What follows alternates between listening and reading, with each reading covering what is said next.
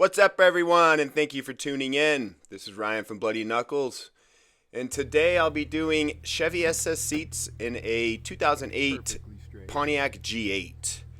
The whole point of this tutorial is actually to get the factory seat heater switches to actually work with the SS seats. So in this tutorial, this is a whole step-by-step guide on everything from making seat mounts to wiring up the seat heaters. So if you plan on doing this job, this video is probably one that you want to save.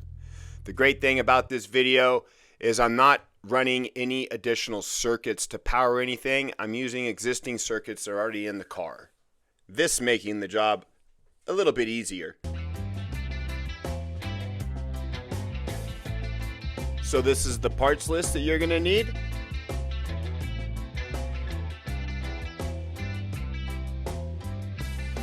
And these are the tools that you're going to need.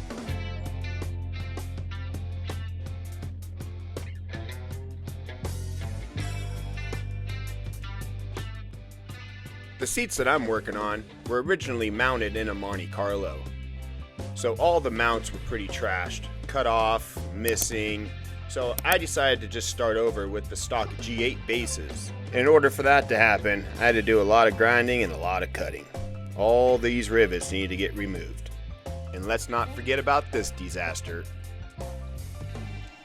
Have you ever sat in a car that has aftermarket seats and you hit the little plastic cover that sits over the mount and it comes loose?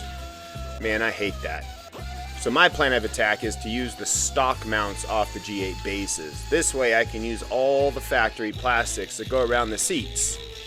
Makes for a way better install. Whoever came up with the power probe is an absolute genius. I use this tool all the time. I had to use it to slide the track up so I could get access to cut the mount off.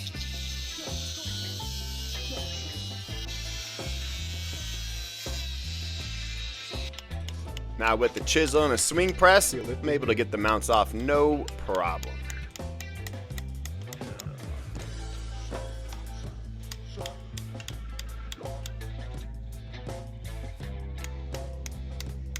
Well, I take that back. This mount was a pain in the butt. After fighting with that seat mount for 10 minutes and smashing my little piggy, now I gotta cut the SS seat mounts off and grind them completely flat.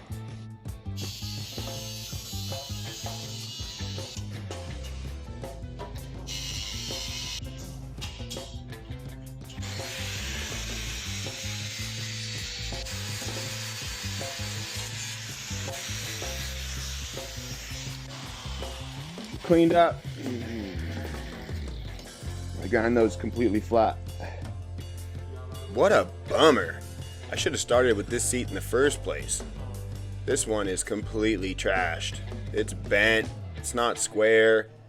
I gotta get this seat base off so I can see what the heck happened to it. Yeah, it does not look good. But I have to proceed. So to the car we go.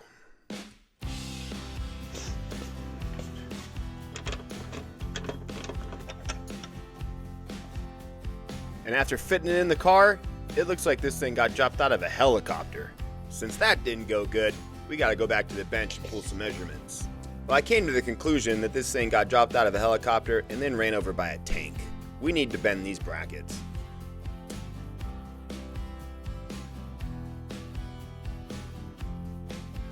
After a whole lot of cussing and throwing tools around the shop, finally came to the realization that I underbid this job drastically.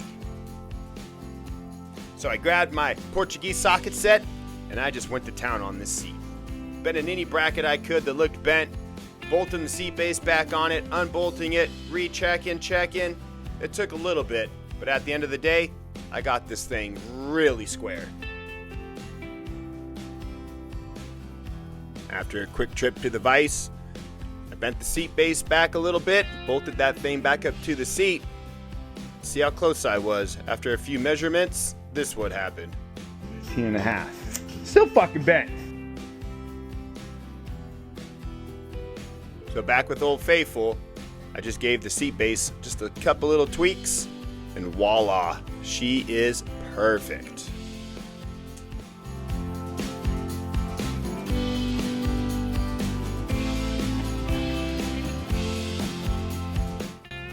All right, I'm gonna weld up. I'm gonna tack that. I'm gonna tack that side. Right back here, I'm gonna tack that. I'm gonna tack this for now. With the seats in the car and my brand new welder uncovered and the gas bottle turned on, a quick sharpening of my tungsten on my belt sander, a cup and a diffuser change out, and of course plugging in my Novak foot pedal. So how many of my viewers actually know how to weld? What kind of welder do you have? Do you MIG? Do you TIG? Let me know. This is actually the first time I've used this welder. It's replacing an old Miller that's the size of a VW bus.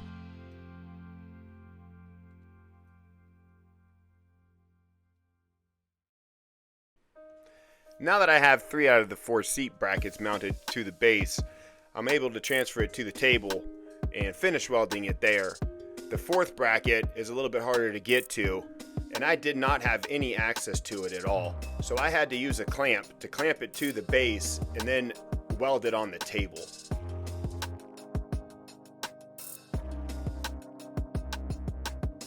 So here's some close-up shots of some TIG welding, either on my Insta360 or on my Meta glasses.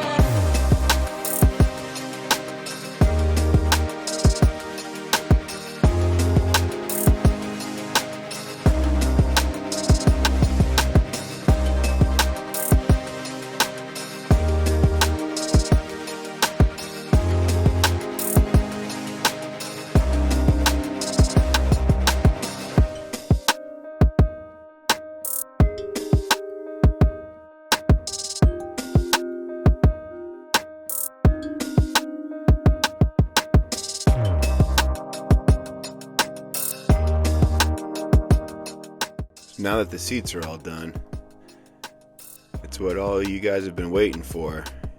How many of you dread doing electrical work? Leave a comment and let me know.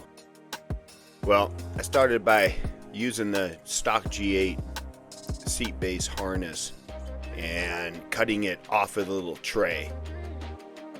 After that, I took it over to the vise, and there's some thick tubing on it that it's kind of hard to get off, so I clamped mine on the vise and used a razor blade and just made ease of it. After that, I stripped all the rest of the stuff, and then I cut the little plastic Christmas tree zip ties off, and I had the harness separated. So now with that done, I had to find out what the wires actually did. I knew I needed a power and a ground, so I took my power probe and took it to the car. This plugs into this plug here, and this has power on it all the time. Doesn't matter if key's on or off. This fuse right here, the big 20 amp fuse, is power to that. The white plug, it's the factory G8 seat heating harness. This top plug is orange, and it will have constant power. Keys off. This one next to it has nothing. It's pink and black down here. Key on. It's got power now. Both have power. All right, this is how you wire up the driver's seat off of the G8 factory plugs. You're gonna have your black plug that's on the front side of your seat down on the floor. That has 12 volts off of your 20 amp power seat fuse that's in your driver's kick panel. And then this is a ground. And these are for your pre-tensioner wires going to your seat belt. So you're gonna take these and you're gonna splice them into a black orange and an orange brown. Your power and your ground are gonna come in, and your power is gonna run to the red gray and a red white on the driver's seat. And then you're gonna splice off of that into your 30 pin on your relay. This relay is gonna energize your fans. Now for the white plug, it had our 12 volt ignition on it. So that's gonna get wired right into the relay on pin 86. Across from pin 86 is pin 85. Pin 85 is going to be ground activated, so we have to run about a 6-foot piece of wire up into the center console into a switch. Looks good, huh? All right, out of my relay for the fan that's off of pin 87, you're gonna cut the conjunction of harness down here. You're gonna find the green plug that comes down, and you're gonna cut all this apart and find the red wire, and then snip the red wire that runs back up to this side. And that's where you're gonna tie this to. So power then runs up through it, and then up the red wire. Then you're gonna take the other end that you cut off of the upper seat fans and tie it into the red wires on the left seat. So that way it goes from the relay into the green plug, out of the green plug, and splits into both fans. And then take all the grounds that are in here. You're gonna have 2 grounds in the upper, and you're gonna have 2 grounds in the lower. You just wanna connect all of these together. So that way, if you ohm any ground on here, they're all gonna be linked. Some of them go to the module. Doesn't matter, just link them all together. I have the heating element here, and I just spliced into the wires. In the factory SS seat, you have a brown and a violet and a solid brown. Those are the 2 trigger wires, the 2 power wires for the lower and the upper seating element. The 2 black wires in here, we'll catch that in a little bit, those are your grounds. Now we're gonna take the other blue wire and run it to your browns, and you're gonna take the ground wire and just run it right to your ground, right off of the main ground coming in. Passenger seat's the same, except for this gray plug. Here you have a driver. This module runs the heating element. You're gonna cut your brown and your brown blue and twist them together. Then you can cut your brown and your gray and twist them together. Now it's just making a loop.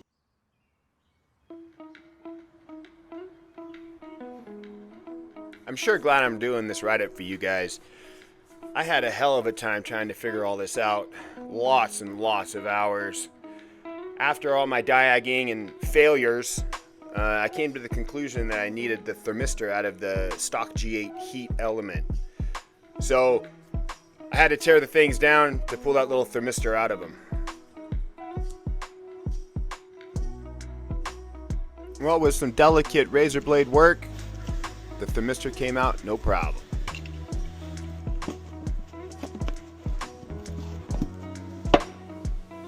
That's what you need. Now that that little SOB is out of the seat, I can extend the wires to mount it in the SS seats.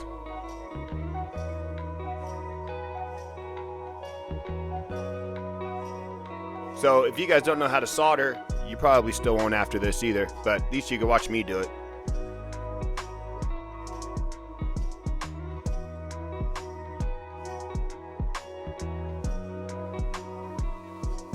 Throughout this video, you guys have probably also seen me use these red dikes or side cutters here that I'm using, and they're called flush cutters, and they're made to cut zip ties in plastic just completely flush.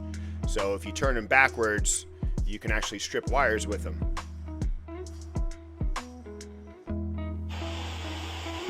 Over the years, I've found using a torch and a screwdriver pokes a perfect hole in pretty much anything besides metal. Carpet, plastics, you name it. Now that I got my hole poked, I can fish my sensor through the seat foam. Next I'm gonna have to peel up the seat element right off of the pad, and then I have to be careful when I stick it down that it can't be directly underneath the heating element itself. It has to be just off to the side of it a hair. I snapped the covers back on the seat.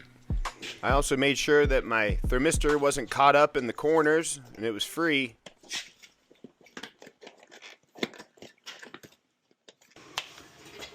All right, this is what you should have on your passenger seat. Everything put back up, taped back up, your module, your relay, the heater plug, and there's your 2 plugs with your ground trigger waiting to be plugged in. All right, here's your driver's seat, all buttoned up, taped up. Here's your wires gonna be back over here. And you're gonna run this one underneath the carpet. All right, I ran my blue wire just from here to here with this fish tool. And now I'm gonna run from here. You have to get in front of.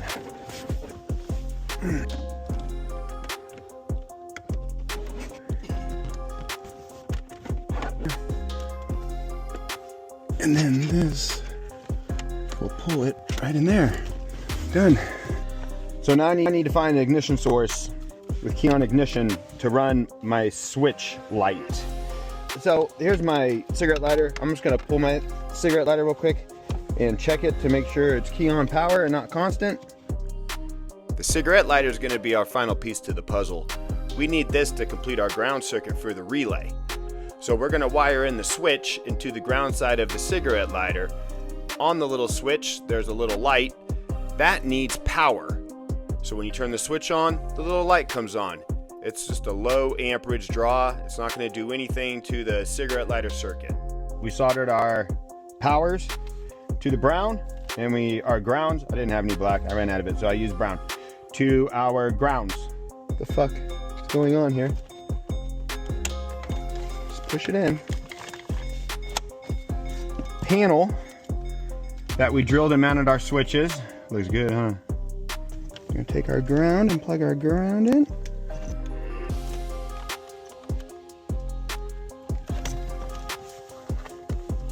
Okay.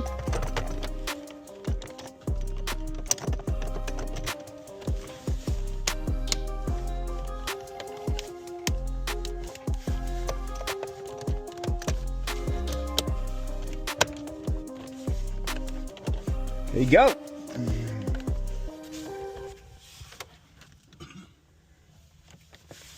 Heated seats. Cooling fans. Turn the car off. Kills everything. Here's the final project. What do you think? I think they look great.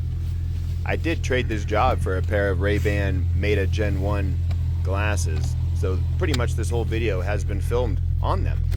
Even though it took more time to edit the video on these 3-minute shots, it turned out pretty good. Well, anyways, here's some final project shots. Walk around, you guys can see everything. If you guys have any questions, hit me up. Hope you guys enjoyed. I hope you guys learned something. I hope you guys aren't afraid to tackle this job. It's really not that hard. The hardest part of it was figuring everything out, and of course all the fab work for the seats. Other than that, it wasn't that bad. I'd put it on a scale of 5 out of 10 maybe. Well, if you made it this far and you continue watching, you might as well give me a little likey like. I'd really appreciate it. Anyways, this is Ryan Bloody Knuckles. I'll see you guys on the next one. I'm out.